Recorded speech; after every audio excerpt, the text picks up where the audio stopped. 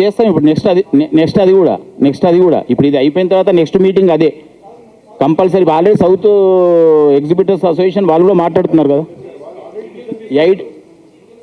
100% డౌటే లేదు.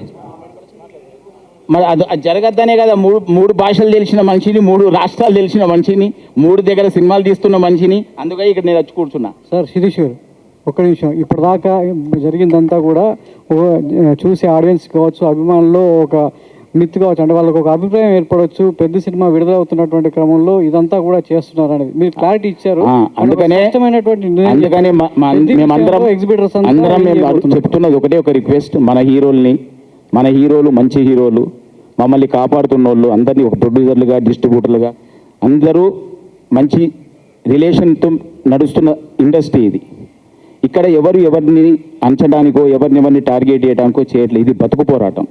ఎగ్జిబిటర్ బతకాలని చేస్తున్న ప్రయత్నంలో మన హీరోలు ముందు ఉంటారని మేము అనుకుంటున్నాం. ఫ్యాన్స్ని ఎంకరేజ్ చేసి ఈ సింగిల్ థియేటర్లు వాళ్ళకి టికెట్లు కావాలన్నా, వాళ్ళు ఎంజాయ్ చేయాలన్నా థియేటర్ ఆడిటోరియంలలో బాంబులు వేలుస్తున్నారు. ఎంత డ్యామేజ్ జరుగుతున్నా పాపం వాళ్ళు ఓర్చుకొని ఫ్యాన్స్ని అంత ఎంకరేజ్ చేస్తున్నారు. ఫ్యాన్స్ తప్పని ఎందుకు అనుకుంటారు? వాళ్ళు కూడా నిలబడతారని నేను అనుకుంటున్నా. అన్న మీడియా మిత్రులకు థ్యాంక్ యూ వెరీ మచ్.